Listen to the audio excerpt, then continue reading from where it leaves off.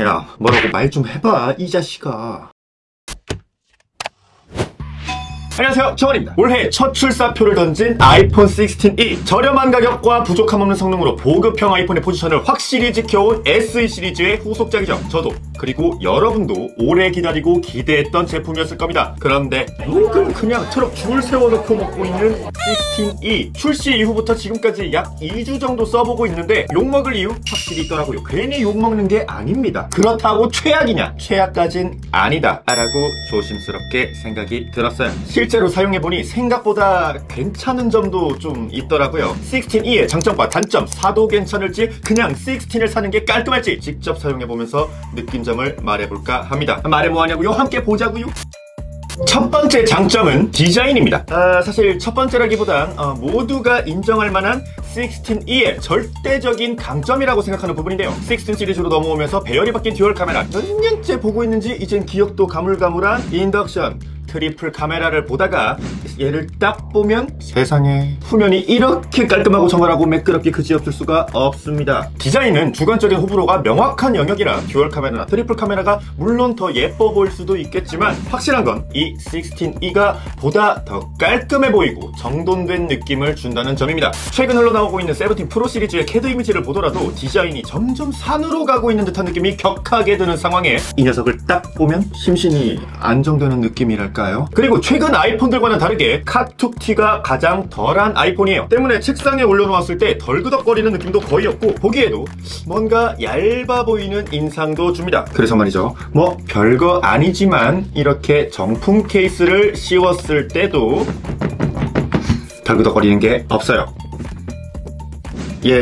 뭐 그렇다고요. 깔끔하고 정갈한 디자인을 좋아하신다면 16e가 높은 확률로 만족스러운 선택이 되지 않을까 싶어요. 두 번째로 장점이라고 느낀 부분은 무게입니다. 16 프로맥스는 227g, 16 일반형은 170g, 그리고 16e는 가장 가벼운 167g이에요. 3g 차이가 얼마나 크겠냐 싶지만 16 일반형을 쓰다가 16e를 쓰면서 크게 느낀 점은 더 가볍다라기보단 덜 묵직하다입니다. 전작인 15 프로맥스부터 티타늄 마감으로 변경되면서 크게 무게 감량을 했지만 16 프로맥스로 넘어오면서 다시 6g이 무거워졌단 말이에요.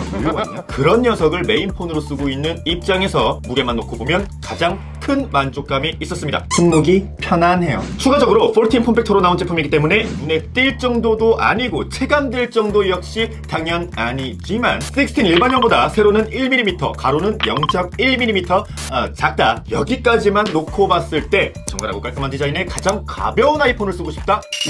16e만한 선택지가 또 없을 것 같아요. 물론 애플이 공식적으로 판매하는 아이폰 라인업 안에서요. 세 번째이자 마지막으로 꼽아본 장점, 배터리 타임입니다. 애플이 자체 제작한 5G 모뎀 칩 C1이 아이폰 라인업 중 최초로 탑재되면서 A18 칩셋과의 시너지로 배터리 효율을 끌어올렸다는 언급이 있었고 과연 이게 얼마나 체감이 될 정도일까 싶었는데 애플 실리콘 시너지 지렸습니다. 알려진 배터리 용량이 16 일반형이 3561mAh, 16e는 4005mAh인데 늘어난 배터리 용량 덕분인지 애플 실리콘의 시너지 덕분인지 아닌 둘 다인지 이 안에서 어떤 일들이 벌어지고 있는지는 정확하게는 알 수 없지만 분명한 건 배터리 타임이 더 오래 간다는 거죠. 16 프로맥스를 메인폰으로 쓰고 있다 보니 사용 빈도가 가장 많았고 16e는 서브폰이니까 상대적으로 사용 빈도가 적었다는 걸 감안하더라도 16 일반형 사용 때보다 16e를 충전을 덜 하면서 쓰고 있어요. 16 일반형은 그 100%를 완충을 하고 출근을 해서 퇴근을 해서 보면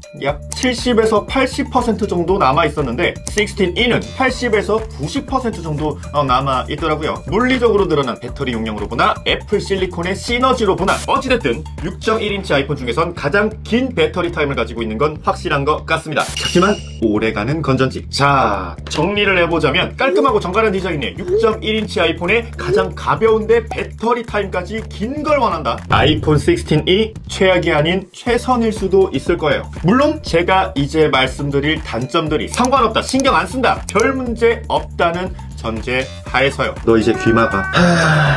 첫 번째 단점은 맥세이프의 부재입니다. 2020년 12 시리즈부터 탑재된 맥세이프. 여러분은 맥세이프를 얼마나 활용하고 계신가요? 저는 운전할 때 거치대부터 시작해서 운동할 때 그립톡, 그리고 지갑, 삼각대, 충전까지 진짜 너무나도 유용하고 편하게 쓰고 있거든요. 근데 얘는 그걸 빼버렸단 말이에요. 최근 애플 담당자 인터뷰 내용에 따르면 아이폰 16e의 타겟 고객층 대부분은 충전 케이블에 꽂아서만 휴대전화를 충전하기 때문입니다 라고 아니 니네는 맥세이프를 충전할 때만 쓰니? 그리고 16e의 타겟 고객층이 뭐죠? 어디죠? 학생? 사회 초년생? 그렇다 치더라도 꼭 그 타겟층만 16e를 사진 않을 텐데 말이죠. 정말 충전 방식에 문제였다면 정품 케이스를 통해서라도 맥세이프 사용에 선택권을 줬어야지 않았을까요? 5년 전에 12 시리즈에 탑재된 기능을 빼고 3년 전에 14 시리즈의 폼팩터를 사용하면서 2025년에 가격을 올리고 출시를 했다. 이 부분 하나만으로 SE만이 가지고 있는 매력 포인트가 상당히 반감되었다는 생각이 들더라고요. 물론 이 서드파티 케이스를 쓰면 이 부분은 완벽하게 해소할 수 있는 부분이긴 합니다. 그렇지만 생폰으로 사용하시는 분들도 분명히 계실 테고 정품 케이스만 고집하시는 분들도 분명 계실 거예요. 정품 클리어 케이스도 안 나왔습니다. 맥세이프 활용도 및 사용성이 높으시다면 이 녀석은 실망을 안겨줄 겁니다. 두 번째 단점은 너무 오랜만에 보니 어색한 노치예요. 이 부분은 기술적인 문제라기보단 제 개인적인 느낌에 가깝지만 보급형 아이폰을 쓴다는 느낌보단 구형 아이폰을 쓴다는 느낌이 들더라고요. 분명 출시된 지 얼마 안 된 뜨끈따끈한 녀석이고 함께한 지 한 달도 채 안 됐는데 캣폰 같지가 않달까? 고개 살짝 돌리면 요즘 아이폰엔 웬 섬 하나가 둥둥 떠 있잖아요. 심지어 옆 동네는 그 섬도 완전 쪼매나고요. 때문에 당연히 다이나믹 아일랜드를 이용한 여러 기능도 기대할 수 없었습니다. 전화 왔을 때, 노래 들을 때, 타이머 등등. 다이나믹 아일랜드가 최신 기술이라는 인식이 강하게 들면서 이 노치가 2025년에 맞지 않은 것 같은 인상을 준달까요? 다이나믹 아일랜드를 경험해보신 분이라면 역체감이 꽤 크지 않을까 싶으면서 아직 다이나믹 아일랜드를 경험해보지 않으신 분이라면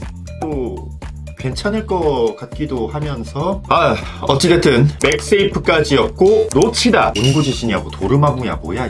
마지막 단점은 말 안 해도 아시죠? 가격입니다. 자, 인정할 건 인정합시다. 예뻐요. 아니 예쁘다기보단 깔끔하고 정갈합니다. 게다가 가볍고요. 배터리도 오래가고 좋습니다. 근데 맥세이프 뺐고요. 노치입니다. 단점으로 언급하진 않았지만 카메라 역시 인물 사진 모드를 사람한테만 쓸 수 있고요. 근데 얘 뭡니까? 이름은 16E라지만 SE 라인업이 사라지면서 나온 그 자리를 대체한 사실상 SE 4세대 모델이잖아요. 근데 얼마? 99만원. 이 돈이면 조금 보태서 16 일반형 살 수 있고요. 심지어 아이패드 에어 11인치는 이보다 저렴합니다. 게다가 맥미니 기본형 역시 이보다 저렴하고요. 쓰다 보면 좀 납득이 가지 않을까 싶었는데 글쎄요. 올해 17 시리즈가 전반적으로 가격 인상이 되면서 상대적으로 16E가 저렴해 보이게 되거나 쿠팡에서 좀 할인폭이 셀 때 구매하는 게 아니라면 야 너는 가격으로 죽을 때까지 놀림받을 것 같아. 야 뭐라고 말 좀 해봐 이 자식아. 정리를 해보자고요. 16E는 분명 장점이 있는 모델입니다. 특히 깔끔한 디자인과 가벼운 무게라는 부분에선 오랜만에 SE 감성을 계승한 아이폰이라는 느낌이 물씬 나는 것도 사실이에요. 그렇지만 애플이 제시하는 보급형의 의미가 더 저렴한 가격으로 최신 기술을 경험할 수 있다가 아니라 기존 기능 몇 개 빼고 애매하게 가격을 높인다가 되어버린 느낌. 맥세이프 빼고 다이나믹 아일랜드 빼고 SE의 명맥을 이으면서도 가격은 100만원. 어쩌면 앞으로 출시될 E를 달고 나올 모델이 단순한 보급형 모델이 아닌 가벼운 아이폰을 찾는 사람들을 위한 새로운 선택지가 되지 않을까 싶습니다. 어찌됐든 얘들 중에서는 가장 저렴한 건 사실이잖아요. 그렇다면 결국 16E냐 16 일반형이냐, 깔끔한 디자인과 가벼운 무게가 최우선입니까? 16E 괜찮은 선택이 될 수도 있을 거예요. 배터리가 오래 갔으면 좋겠는데 무게도 가벼웠으면 좋겠다. 16E 충분히 고려해볼 만한 가치가 있다고 생각합니다. 그렇지만 최신 아이폰의 기능들을 원한다? 16 일반형이나 프로 모델 가셔야겠죠. 가성비가 중요하다.